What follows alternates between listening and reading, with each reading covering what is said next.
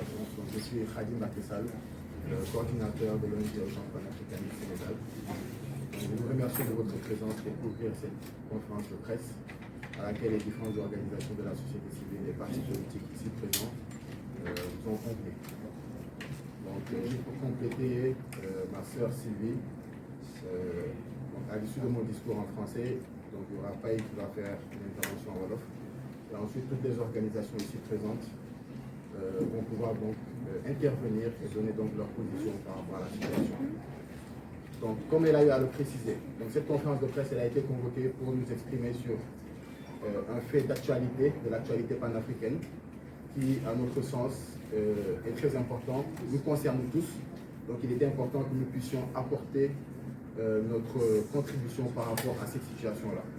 Donc, il s'agit du cas du Niger. Donc, comme vous le savez sans doute, le 26 juillet dernier, l'armée nigérienne a pris le pouvoir des mains du président Bazoum. Alors, suite à plusieurs constats, bien évidemment, donc, qui sont liés à différentes problématiques que sont en train de vivre les populations nigériennes, à savoir des problématiques d'ordre sécuritaire, mais également d'autres problématiques telles que la malgouvernance, la corruption, des problèmes auxquels le gouvernement nigérien avait des difficultés à trouver des solutions durables. Donc c'est dans ce sens que l'armée nigérienne a pris ses responsabilités et a pris le pouvoir des mains du président Bazoum. Alors nous avons constaté qu'aussitôt, après cette prise du pouvoir par l'armée nigérienne, la France s'est précipitée pour condamner, sans surprise d'ailleurs. Sans surprise parce que nous savons tous que la France a toujours été dans cette démarche-là. À chaque fois qu'il y a des prises de pouvoir, très souvent qu'ils appellent coup d'État ou putsch, et que l'armée prend le pouvoir, et que cette prise de pouvoir par l'armée va à l'encontre de leurs intérêts, la France condamne. Alors qu'en parallèle, lorsque il y a des coups d'État, et que ces coups d'État-là sont en faveur de leurs intérêts, la France cautionne. Nous avons vu le cas du Tchad, pour rappel. Lorsque le président Idriss Déby est décédé et que Mahamat Déby s'est emparé du pouvoir, nous avons vu que la France a cautionné ce coup d'État. D'ailleurs, Emmanuel Macron même s'est précipité pour se rendre au Tchad pour apporter son soutien à l'armée tchadienne. Alors que lorsque c'est le cas au Mali, comme ce fut le cas récemment, lorsque c'est le cas au Burkina, comme ce fut le cas récemment également, ou au Niger, et que la France sent que ses intérêts sont menacés dans ces différents pays-là, elle cautionne, elle diabolise, parce que ses intérêts sont menacés. Parce que rappelons-le, au-delà des enjeux sécuritaires aujourd'hui que l'on peut constater dans ce conflit, il y a des enjeux économiques aujourd'hui au Niger. Rappelons que le Niger est le troisième pays producteur d'uranium au monde. La France impérialiste pille l'uranium du Niger depuis plusieurs décennies, pendant que les Nigériens vivent dans une extrême précarité. C'est ça la réalité. La France utilise l'uranium du Niger pour électrifier environ un tiers de son territoire, pendant que vous allez au Niger, pas plus de 17% de la population n'a accès à l'électricité. Ça ne peut pas continuer. C'est donc dans ce contexte que les populations africaines, dans sa globalité, parce que c'est dans ce contexte que la population malienne s'est révoltée, c'est dans ce contexte que la population burkinabé s'est révoltée, c'est dans ce contexte qu'on voit dans les différents pays africains de la sous-région une vague de contestation qui va à l'encontre de l'impérialisme français. Et c'est dans ce contexte donc que l'armée nigérienne a décidé de prendre ses responsabilités pour donc prendre le pouvoir. Donc nous condamnons aujourd'hui, dans un premier temps, cette France impérialiste qui s'ingère dans nos politiques, cette France impérialiste qui a toujours ce sentiment paternaliste vis-à-vis des pays africains. Mais nous n'attendons rien en réalité de la France, parce que ce ne sont pas nos interlocuteurs. Nos interlocuteurs, ce sont nos chefs d'État africains. Nos interlocuteurs, ce sont les pays de la CEDEAO. Et ce qui nous offusque, nous, ce que nous déplorons en réalité, aujourd'hui, c'est la posture des chefs d'État africains de la CEDEAO vis-à-vis de cette situation.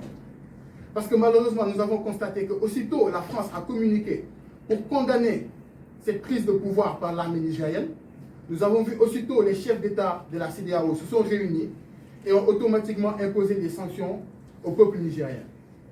Et précisons également que ces sanctions-là, ce sont des sanctions où le peuple nigérien est visé en particulier. Parce qu'on a souvent tendance à nous faire croire qu'ils sanctionnent aujourd'hui les militaires qui se sont saisis du pouvoir, alors qu'en réalité, toutes ces sanctions-là, ce sont les populations qui vont les ressentir en premier lieu, notamment les sanctions économiques, mais également cette prétendue intervention militaire qu'ils voudraient faire au Niger.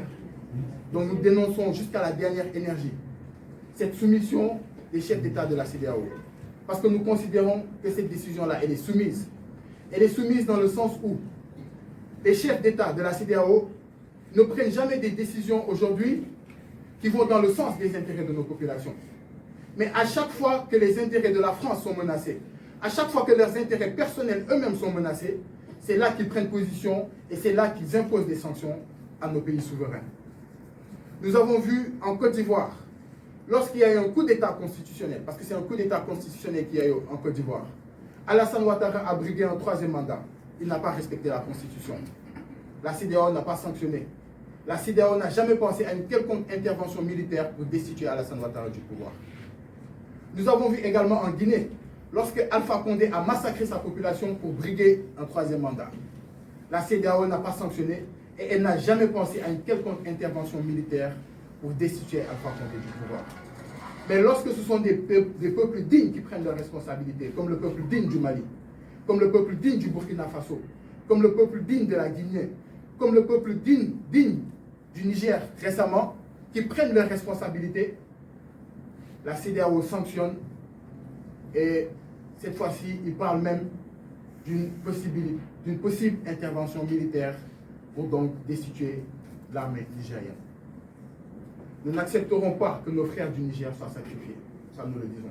Donc nous interpellons tous les chefs d'État de la CEDEAO et nous les appelons à revenir à de meilleurs sentiments. Nous interpellons le président Macky Sall en particulier. D'ailleurs, le président Macky Sall n'a aucune, mais vraiment aucune leçon de démocratie à donner à qui que ce soit. Il y a un proverbe qui dit « Balaye devant ta porte et toutes les rues seront nettes ». Nous invitons le président Macky Sall à balayer devant sa porte. Le président Macky Sall devrait d'abord s'occuper aujourd'hui des préoccupations des Sénégalais, à savoir cette absence de démocratie qui existe au Sénégal. À l'heure où nous vous parlons, nous avons plus de 700 détenus incarcérés pour des raisons purement et simplement politiques.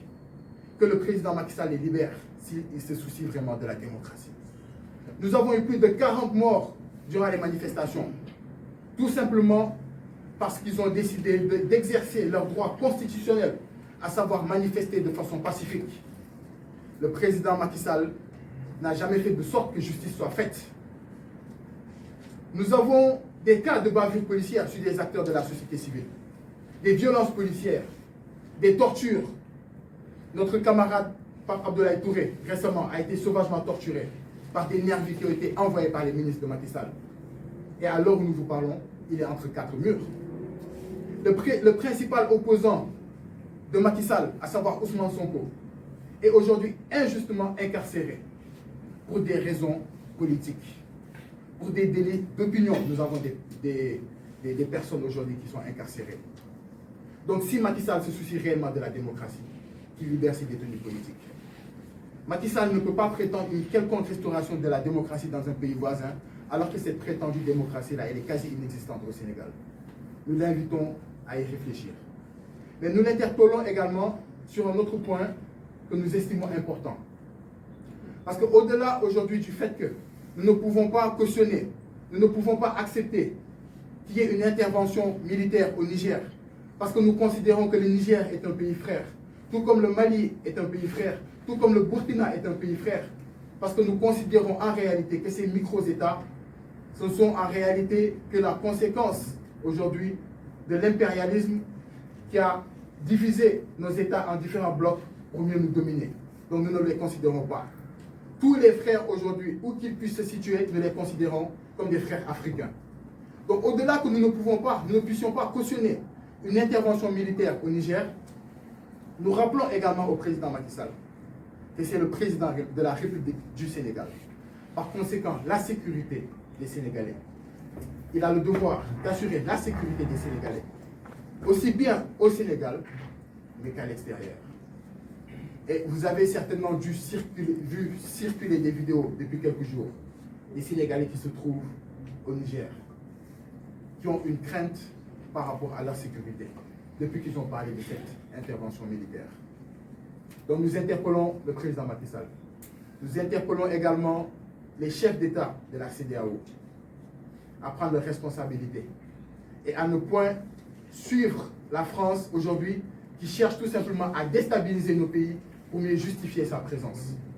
Aujourd'hui, même la France impérialiste qui pousse nos dirigeants à une intervention militaire au Niger, même eux, au préalable, ils ont pensé à rapatrier leurs ressortissants avant cette intervention militaire. Donc c'est-à-dire qu'eux, ils se soucient aujourd'hui de leur population, mais c'est nous, nos chefs d'État, marionnettes de cet impérialisme-là, qui ne se soucient pas de la population. C'est déplorable.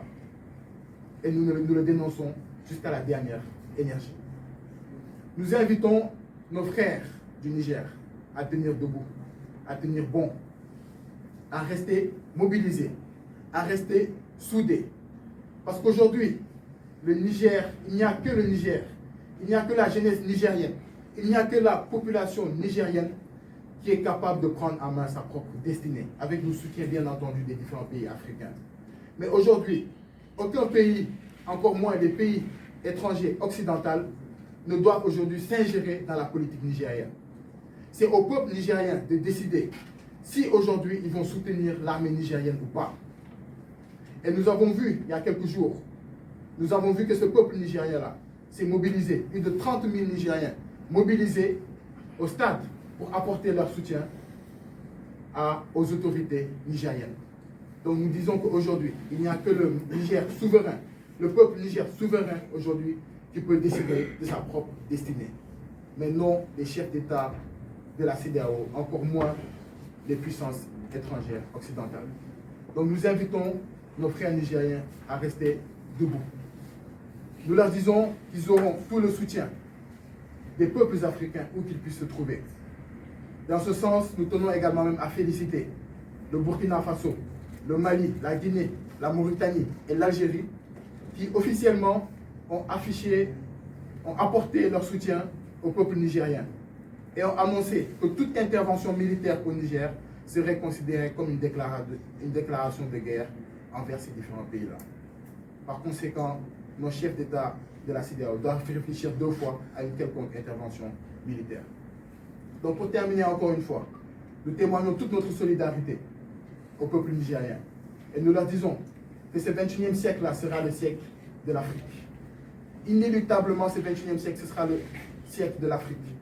Aujourd'hui, nos chefs d'État doivent pousser une réflexion profonde si réellement ils veulent arrêter cette série de ce qu'ils appellent coups d'État dans la sous-région. Parce qu'aujourd'hui, ces coups d'État-là, en réalité, ce ne sont que la conséquence d'une malgouvernance. Ce ne sont que la conséquence de la corruption dans nos États. Mais ce ne sont que la conséquence également de la soumission de nos différents pays aux puissances étrangères. Donc si en réalité, ils veulent mettre fin à cette série de prises de pouvoir par les différentes armées africaines, ce n'est pas une intervention militaire qui pourra changer la donne. Ce ne sont pas des sanctions économiques qui pourront changer la donne. Mais c'est qu'eux, ils prennent leurs responsabilités et qu'ils répondent aux aspirations du peuple. Autant sur les problématiques de gouvernance, mais également autant sur les problématiques de souveraineté. Parce que l'Afrique du XXIe siècle aspire à reprendre sa souveraineté en main. L'Afrique au XXIe siècle n'acceptera pas d'être les terres les plus riches en termes de ressources et en parallèle d'être les pays les plus pauvres d'un point de vue économique. Donc nous apportons encore tout notre soutien au peuple nigérien et nous leur demandons de rester forts et de rester dignes. Ils ont essayé d'asphyxier le Mali d'un point de vue économique. Ils ont échoué. Si le Niger tient bon, si les populations nigériennes tiennent bon, cette victoire-là, nous l'arracherons coûte que coûte. Donc, toute notre solidarité, encore une fois, au peuple nigérien. Je vous remercie.